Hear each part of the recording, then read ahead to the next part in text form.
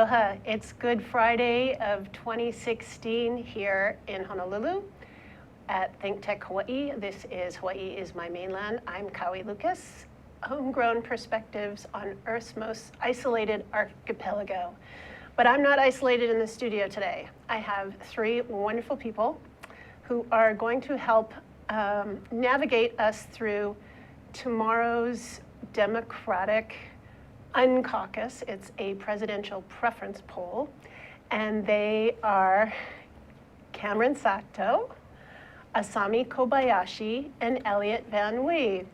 I've known Elliott for a little while through urban agriculture and all sorts of cool things. He's also got a lot of experience as a business consultant and an environmental activist. He is the chairperson. Oh, I'm going to get this wrong, Elliott. You're the chairman of the Hawaii group. Conservation chair for the Sierra Club of Oahu. But I should say a disclaimer, I am here as an individual today. I'm not wearing any of my hats.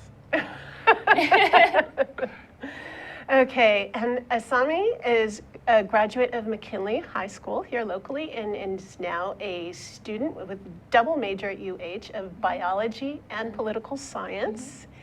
And Cameron is also a UH student of mechanical engineering, but knows really a lot about political science, even though he didn't study that officially. So I was confused because I've realized all those things I didn't know about the democratic process here in Hawaii. I thought I was, so we have these delegates. We have 35 delegates, I believe. 25 34. Are 34? Yes. Ooh, okay, I will correct. Yes. So 25 of them are committed, and then... Yeah, so we classify it into pledge delegates, although the superdelegates, which is what they're called, have made pledges. It's a little bit confusing technical term, but superdelegates, pledge delegates are pledged to represent the people who voted. So the 25 delegates represent however we vote on Saturday. Okay, so to get to voting on Saturday, there's a few hoops that need to be jumped through. Elliott, you want to walk us through those? Sure. And I want to mention that the links are at the pre-show blog at kauilucas.com. So that's an easy way to get there, but you can tell us right now. Sure, so a really useful link is HiDem/VF, and that will open up a page where you can simply enter your first name and last name, and usually that's enough for you to figure out where your caucus area is for tomorrow, if you haven't done that already. Again, you probably only need your first and last name, unless a lot of people share your name, and then you can do zip code and other things like that. So it's not enough to just sign up there, however, to show up at the caucusing place. You have to be an official member of the Democratic Party of Hawaii. If you want to vote in this election, you do need to register as a Democrat. And how hard is that? It's easy. You just show up, you fill out a piece of paper, and you're registered. But you could do it online. Well, technically, you could do it online, but they have already cut the list of the people on caucus day. So there will be several lists made up of people in that precinct. They have already printed those lists, so if you did it online within the past few days, you will not be on that official list. But no worries, you just show up on caucus day, you fill out a form, and you're able to vote as a formal member of the Democratic Party. Mm-hmm. Okay, so you show up, fill out the forms, you go in, you vote for your presidential preference, and then what happens? Is that going to be a paper vote? Yes, it's going to be a quarter sheet. You're going to have Hillary, what's her name, Bernie Sanders, Rocky De La Fuente, some real estate developer who paid a bunch of money to the Democratic Party of Hawaii, and you also have uncommitted. So there are 4 options. You check one of those options. And what does uncommitted mean? Uncommitted means we will, if there is a sufficient number of uncommitted people, that means that the pledge delegates will be classified as uncommitted, and they will decide what they want to do when they get to the convention in Philadelphia. Wow, so that's like a proxy. You're basically giving the delegates a proxy to vote at that point how they see fit. Correct. Very interesting. Okay. All right. So, we do that process, and then what happens to those pieces of paper, and how do they translate into people showing up at the national convention? So you will get your piece of paper. It will go into an envelope that is related to your precinct. For your precinct, they just keep a track of it that way, so it's easier for them to keep track of the pieces of paper. But for Congressional District 1, that is 8 pledged delegates.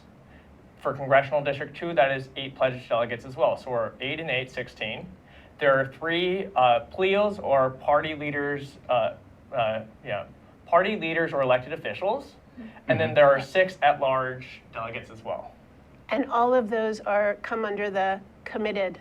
Yes. Okay, so the ones that Pledged are uncommitted, who are they? So the uncommitted, those are our 2 senators, Maisie and Brian Schatz. And we also have our 2 congressional leaders, Tulsi Gabbard and Mark Takai. We have our governor, that's 5. And then we have our current party chair and current party vice chair, Doug Pyle and I can't remember. Stephanie Ohigashi. Yes, Stephanie, sorry. And then we have our 2 people yet to be decided. So those last 2 superdelegates will be decided at the Hawaii convention. Okay, so how do we get from tomorrow to the Hawaii? When is the Hawaii convention? It is the 28th and 29th of May, I believe. Yeah, that's correct. Yes. And that is some other holiday. I can't remember what it's called, but it's Memorial Day. Memorial Day weekend. Yes, Memorial Day weekend, Saturday, Sunday. It's some people who are, enjoy politics, it's like their Super Bowl. If I can jump back a sec. Sure. Thank you. Just in terms of what you'll actually do tomorrow, most places are starting at 11, or they're opening their doors at 11, which means they should approximately be ready to, they'll be set up and ready to receive you. You will probably start lining up and be let into the building around noon. And just before 1, I'm told like 3 of 1, you might receive your ballot, but you cannot begin voting until 1 on the dot. Wow, so bring snacks. Bring snacks, bring chairs, bring water, share with people, because it's going to be, you might have to sit down for a while.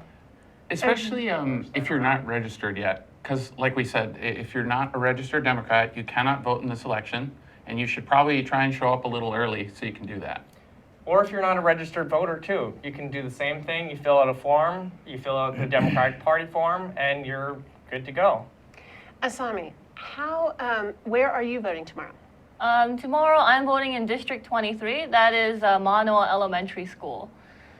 And how did you get involved in this? I mean, I'm assuming you're not just showing up to vote tomorrow. Well, so I'm just an ordinary college student, and really how I got involved with this is my mom introduced me to Bernie at first. She has very progressive ideologies, so she introduced me to Bernie, and then I just thought like, wow, why aren't we all doing something about this, Like, we got to get this guy elected. And I showed up to one of the events that were up on the Bernie web page, and then I attended that, and they told me, we need like people in the colleges to form a group or something, and then I took the initiative, me and my friend Nate, and we created Students for Bernie Sanders, which is a club on campus. And when did that start? That started off in like June or July, around June there. or July, yeah. Excellent. And so how many members do you have? So approximately around close to 400 people have signed up for our emails and to be updated about events that we have going on. Okay, and Cameron, you're also at UH, but you're involved also heavily in the other Bernie group or headquarters officially, right? Yeah, I'm not officially, I'm still a volunteer like everyone else. We're all volunteers. I guess, I worked with Sami and I joined their group, just randomly meeting them at an event on campus. And, I joined up, and also I spoke to other people who are involved and showed up to meetings outside of campus and really got involved not just with on campus, but learning about the overall democratic process, how the party works, how the overall structure of these things work. So I've met with a lot of the old guard of the Democratic Party to really learn from them how this process works. So did you grow up in a family that was very politically active? Or is this new? Is this just since Bernie? I guess, I grew up in a household where we listened, I was a kid driving when my dad would drive me to school.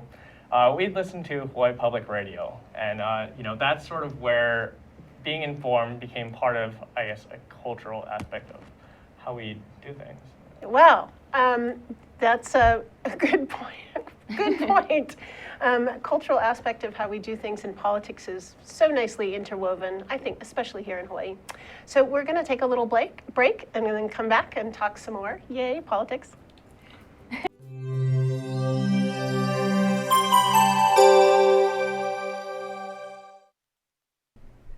Hi, I'm Donna Blanchard. I'm the host of Center Stage here on Think Tech Hawaii. I hope that you will tune in and watch the show. It is inspiring and uplifting and educational also. We talk with artists of all different ilk. We talk with them about what they do, how they do it, and most importantly, most dear to my heart, why they do it. And it never ceases to be fascinating when you get the answer to that question. I hope you'll join us on Center Stage, 2 o'clock Wednesday afternoons. Aloha. Aloha, my name is Carl Campagna. I'm the host of Think Tech Hawaii's Education Movers, Shakers, and Reformers. You can see our show every Wednesday at noon at 12 p.m. on thinktechhawaii.com, as well as visiting YouTube and finding the link for the show there. The show is also aired on OC16. We look forward to seeing you on the show. We have many wonderful guests, including Joan Husted, Corey Rosenlee, where we talk about the very important issues of education for our keiki. We look forward to seeing you there. Mahalo.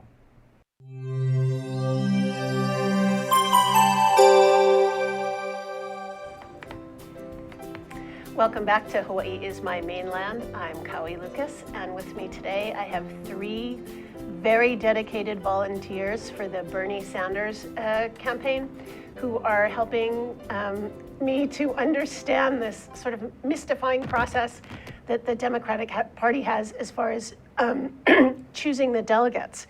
So let's go back to that a little bit. Okay, we talked about, the process tomorrow and showing up and all of that in the first section, but after we cast our votes tomorrow, and those votes then go where to what effect? Who would like to? Well, maybe one interesting note before that happens is the election of precinct officers. Here. And so that actually happens in between everyone turning in the vote, their ballot that is, and those ballots being counted. So they're all collected, and each individual precinct president counts them up for their precinct, and I'm the precinct president for District 24, Precinct 4. So I'll be counting some votes there, and I'll have an observer to make sure I'm not throwing away Hillary votes or anything like that. You wouldn't do that. No, I wouldn't do that. I'm joking. But the only other note there is I would finish counting for my precinct. I would put them in an envelope. Yes. I will give them to my district chair, and so will the other precinct presidents. And then while the chair is handling that, we would hold our elections for the new precinct presidents and the new chair, treasurer.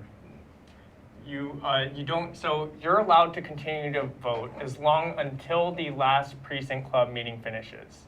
So voting is done at the very end of the precinct club meetings. So the precinct club meetings are what he was talking about. You break up into your small precincts and you vote for precinct officers. The precinct officers are various people who do things that are involved at the individual precinct level. You also elect state delegates for that precinct at that meeting. Okay, so those aren't the same things. Those are two different things. Two different things at Okay, the same so meeting. you're going to, the voting for the delegates, they will be there. Yes, at the precinct club meetings. Yes. Okay. And we're going to, in a separate, after we did our presidential preference poll, we're then going to elect the individuals who are going to carry out the wishes of the majority of the presidential preference poll. Is that correct? No, that's done at the state convention. So we're going to elect the state convention is a separate thing, but that's all in proportion to how the presidential preference poll is totaled up at all different locations around the island. Okay. Yeah. So the delegates at the precinct level that we're going to be electing, what do they do? So they will go to the state convention.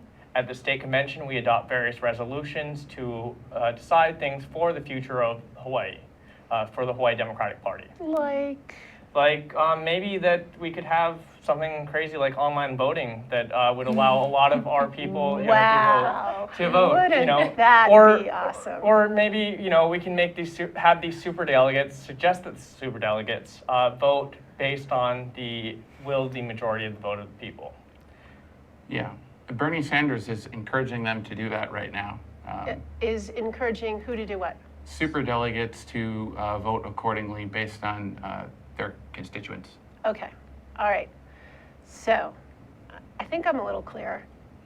So the delegates that we're electing tomorrow at the precinct level are really addressing party platform. Correct. Okay, and they have, and then on Memorial Day weekend, they're going to gather, and that will be voted on. Mm-hmm. And then what else happens on Memorial Day weekend? I believe each the group of candidates, supporters of the candidates. Candidates for what? For president. Okay. Decide upon the new party chair, and the party vice chair is decided at the state, the rules committee afterwards. But that's a sort of separate thing. But those are based on, the main thing is we will basically decide the party's platform. That's the principal thing while we're there. Okay, and as far as who is going to the national convention, mm-hmm. that is decided, you've explained that there are certain people who we already know in advance, mm-hmm. who they are, but then you said there are some left to be. Yes. Who decides who they are? I believe that's decided on the floor at the state party convention. Somebody is nominated from the floor, and there's a... People get together and decide it. I mean, it's generally sort of understood ahead of time who's going to run, and then who Bernie people or who, I guess, people in the party are going to back, based on their party experience and based on how they want to see the party go, the direction they want to see the party go. So are all these candidates for various delegate positions, are they listed somewhere? Or for the precinct elections, are they known? It's not really that known. I guess it's very much figured out on the day, Yeah. Okay. All right. So let's move on to why you folks are spending your precious free time out there going door to door. All of you are going door to door in the neighborhoods on Oahu to talk to people. So I would love to hear, maybe starting with you, Elliott, some story that you think that was particularly meaningful for you as you've been going through this process. Well, I've dabbled in every piece, I guess you could say. I have done some door-to-door and some sign waving and some calling, and I've also tried to do what I can in terms of mobilizing some of our other community nonprofits, just making other people aware, who are already pretty politically involved people. Of course, most of them are 501c3s, so they're not out there printing materials and things like that. But just making their supporters aware of everything that's going on and how the beliefs of the candidates might apply to their their subscribers and things like that. So I've enjoyed that because that's kind of my world, plugging all those people in, and I try to collaborate with those people all the time for different bills and community activist work and everything else. Yeah. How about you, Asami? Well, I'm helping out a lot with this campaign because Bernie's campaign is a grassroots campaign, which means that he really relies on the help of everybody, who cares about this issue. And as a millennial, as a young person, I feel like, we sort of have a responsibility to care about this stuff. And so that's why I've been knocking on doors, making phone calls, sign waving, doing all the stuff that we all do together. And yeah, I just feel like we just need to be involved with it. So that's why I'm taking the initiative to do something. Have you ever gone door to door before? Yes, I have. I went yesterday and the day before. No, I meant for something besides Bernie Sanders' campaign. Oh, before. Yeah. No, actually, I've never really been too politically involved at all. So really, Bernie's campaign is what propelled me to enter the political world. Yeah. Was there anything in particular? Or what is your experience actually in going out and talking to people door to door? Because that's a pretty brave thing to do, I think. Yeah, at first I was a little nervous about it, but it's a lot of fun actually. And you realize how open people are about talking about it, and they really appreciate that you go and give them information about the caucus and whatnot. So it's been an overall good experience. And what about you, Karen? Well, I've done some, what's it called? This is probably my second campaign I've worked with. I've worked with the Hirono campaign, doing phone banking, sign waving, and canvassing. And I'm doing the same thing again, but on steroids. I'm I'm basically throwing all my time at this. I guess my best experience was today. I was out in Hawaii Kai. I was knocking on the door, and there's this lady, and she was actually a lean Clinton supporter. She was, supporting Clinton. She liked Clinton, but at the same time, she also saw some issues with that candidate. And I just presented her issues about what democratic socialism actually means, what Bernie stands for, what Bernie stood for the past 30 years, and why, sort of why I'm there in this campaign. And it took maybe 20 minutes, but it was a great conversation that I felt like I moved this person towards Bernie.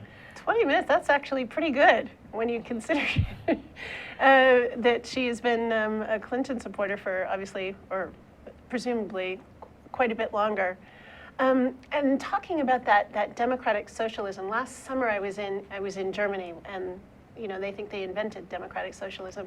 So I was really proud of myself. I was like, hey, you guys, just wait to see what happens in the United States. This was last June. I was telling them about Bernie, and they're like, who, what, nah, whatever. So one of those friends came back, and I'm like, remember what I said?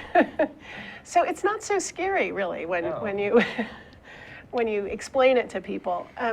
What are you experiencing as far as pushback? What is the main pushback, if I can ask that? Elliott, anything? For me, I haven't actually experienced any particular person who had really strong aggressive pushback, I can say that. I feel like I'm more likely to get pushback from someone who I might not think is that informed of a voter. And I think we all know how some of these things work to a certain extent. People, their family is usually a Democrat or a Republican. It's like a family tradition. Typically, that's how it goes. And then a lot of people haven't, well, now they have been. But when this started, they hadn't been introduced to Bernie. I've been following him for years and years and years, and I love the guy. But most people were already a bit familiar with the Clintons. So there's still some people who haven't really educated themselves about Bernie, and I do believe they would change their mind if they did. Yeah. But they're just kind of falling in line with what they think is expected of them. I suppose you could say it in that way. I'm very proud to say that my father was president of the Republican Party, so I come by my liberal leanings honestly. Good job.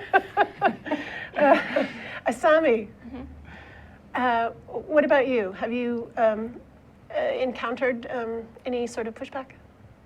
Well, like Elliott said, some people really choose not to look into Bernie, and we really feel like if they looked into him, they would definitely choose him over Hillary, is what I would think, honestly. Like, I just don't understand why they don't even open their minds up to him, but I just hope they do someday. So the biggest pushback is a closed mind. Yeah, I would say so. Yeah, unfortunately.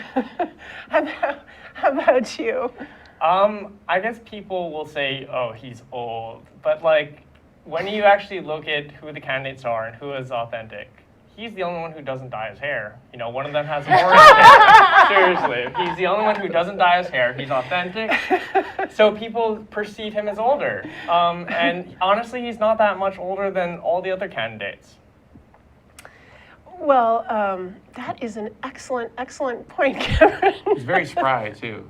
Yeah. And I feel that the three of you being here and being as energized and as willing to dedicate your time to this as you are, that Sanders has already won in my book. I mean, he has mobilized so many people who have been disaffected by the United States political process, and so this is just a huge win.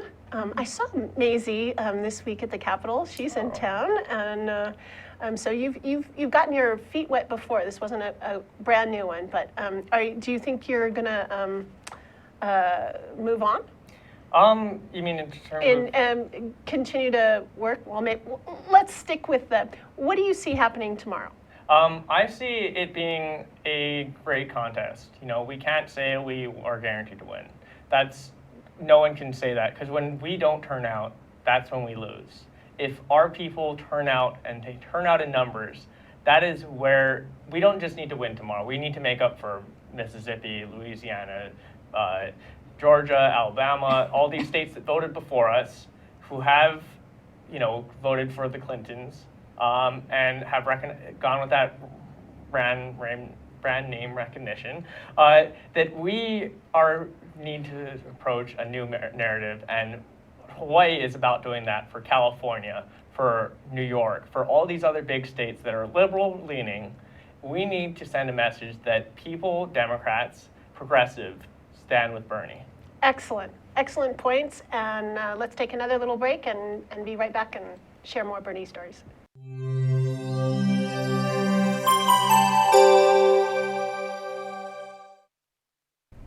Hello, I'm Stephen Katz, and I'm the host of Shrink Wrap, which comes to you live every Tuesday at 3 p.m.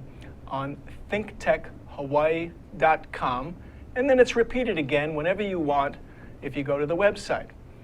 On our show, we will be talking to all different kinds of therapists, psychologists, psychoanalysts, psychiatrists, people who talk about the mind, the brain, and about different ways to find happiness. I myself am a marriage and family therapist in practice here in Hawaii, and I hope you will join us because I've got a lot to learn, you've got a lot to learn, and it's a great ride. Thanks a lot. See you soon.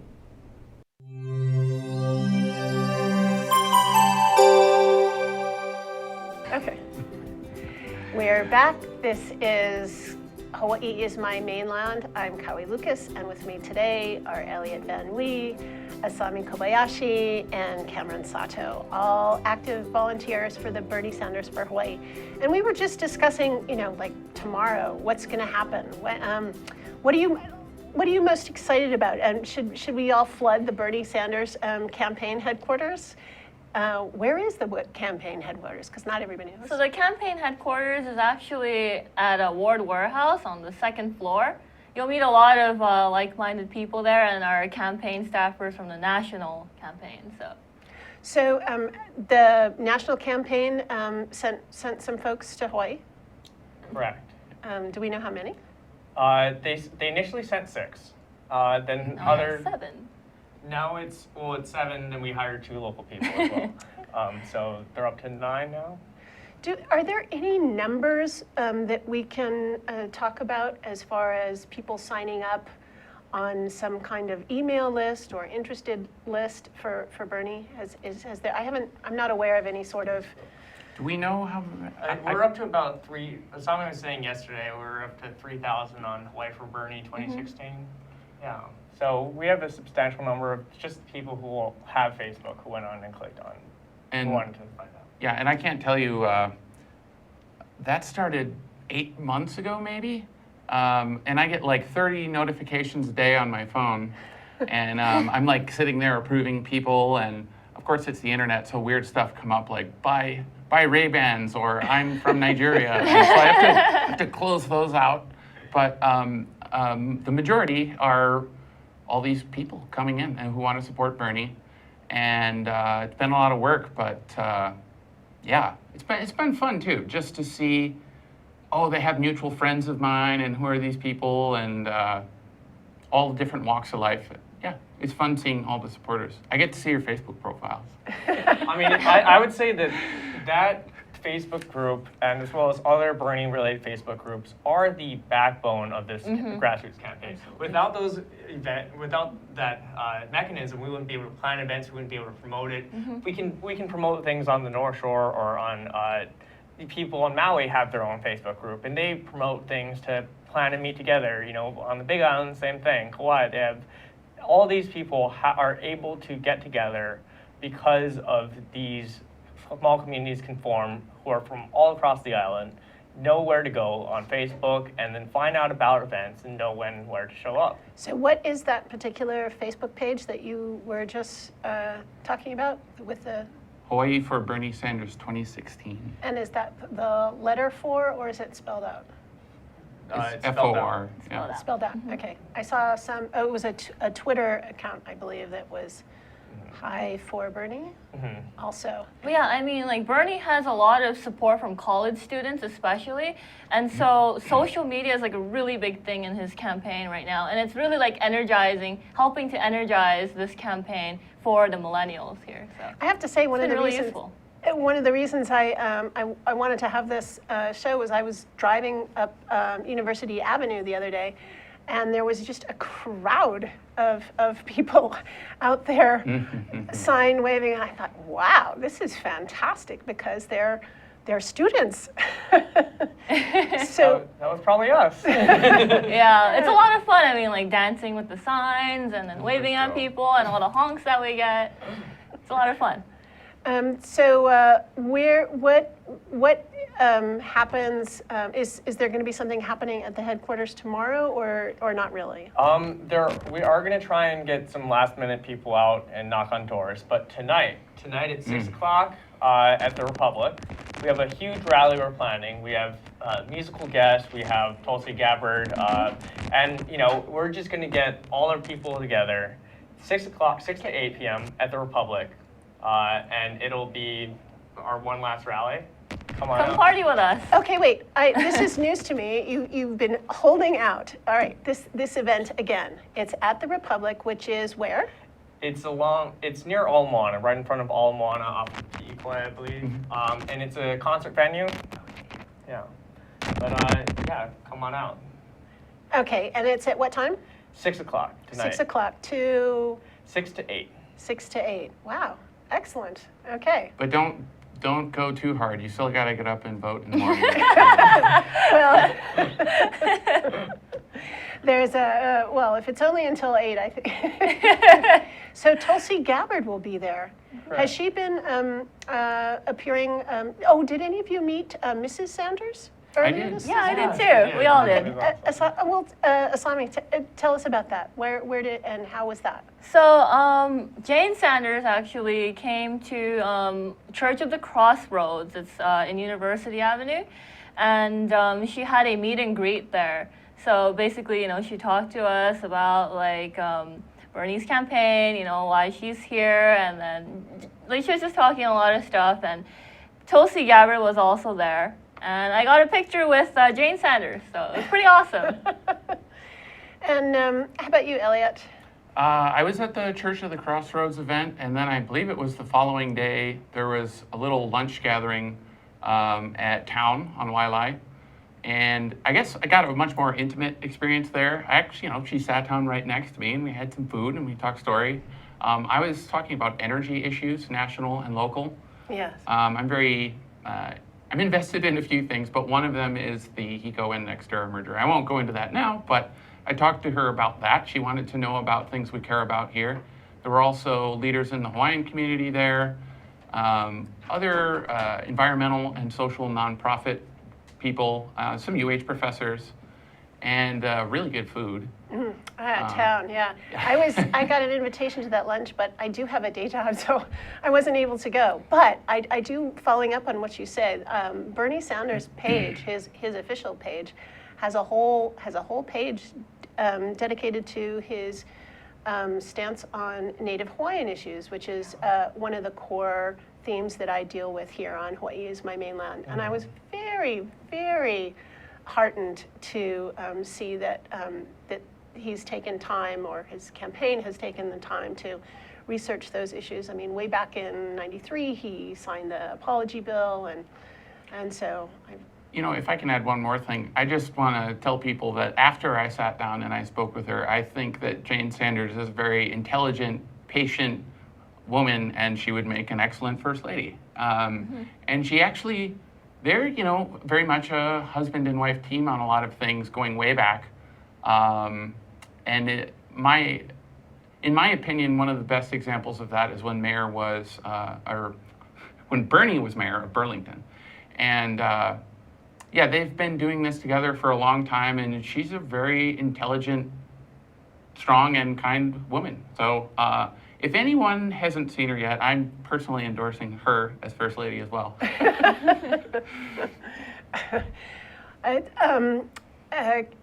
Cameron, Yes. have you had any interactions with Jane or Tulsi? Yes, I got to meet Jane at that meet and greet. I didn't have that much time to talk to her. I guess I was trying to make sure everything was flowing smoothly that day. But you know, hopefully, you know, if she's First Lady, we'll get to meet some other time. Okay, so in our last few minutes here, I would really appreciate it if you guys, I think you've done a, thank you for coming out. I know it's a super busy day for you guys, but it's really, it's so important. I feel like it's so important for Hawaii that that people of your generation are coming out. As I said, you know, if Bernie is great. If it turns out it's Hillary, oh well, there are worse things.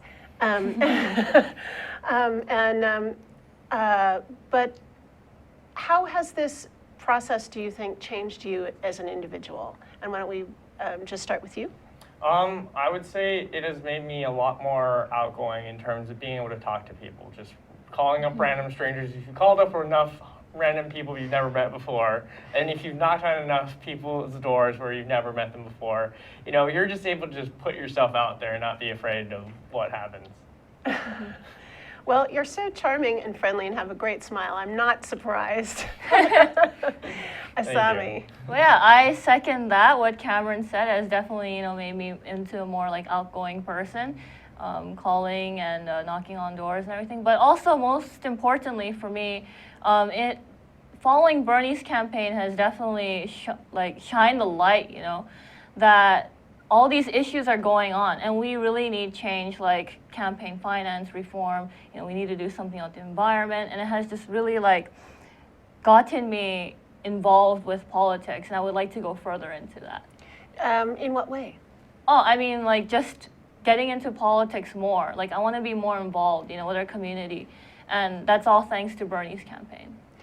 And you mentioned that you first sort of got into Bernie through your mother. Yeah. Which is wonderful. Mm-hmm. And so how has that changed? Has it changed the family dynamic at all?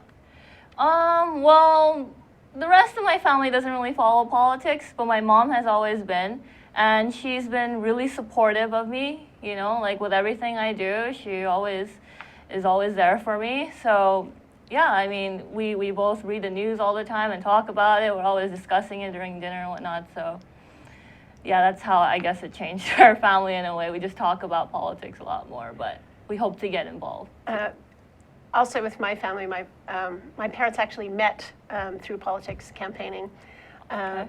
And it was always what I call one of our family love languages, you know, talking politics, whether or not it was heated or not. We really resonated with each other around that. That's awesome. Understanding that it was really our love for the greater community that was being channeled into the political process. Yeah, I mean, I just want to like talk about it like all the time now, even with my friends or family members. It's pretty funny. But. So have you been able to influence your friends as far as? You know, actually, I have. Yeah, like I've been posting on Facebook about all these issues that I care about, what Bernie's been saying, and yeah, I feel like I have influenced some of my friends also. And you know, they've been coming. Some of them have been coming out to like our events that we have with the Students for Bernie Sanders Club and whatnot. So, yeah. How about you, Elliott? So I have logged countless hours on the phone and door to door for previous campaigns and even work. So that's not new to me.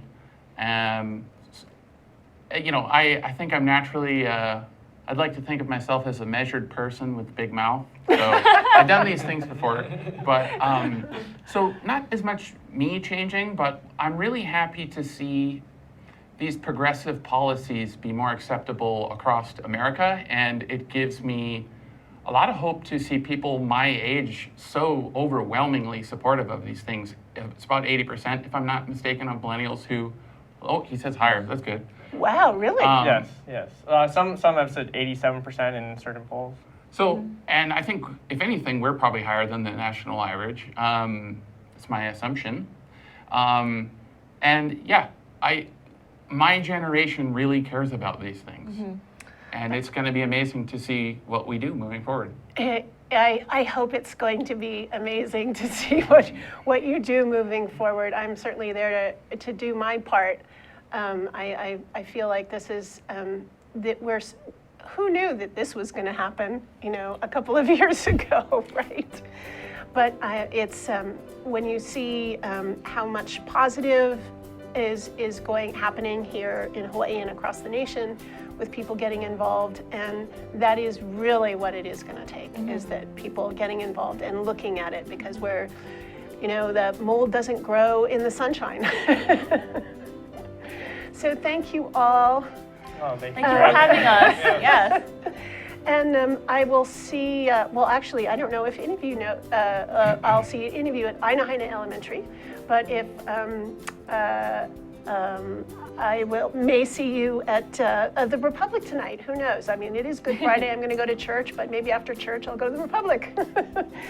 Thanks again. Again, we have Elliott Van Wee, and we have Asami Kobayashi, and Cameron Sato.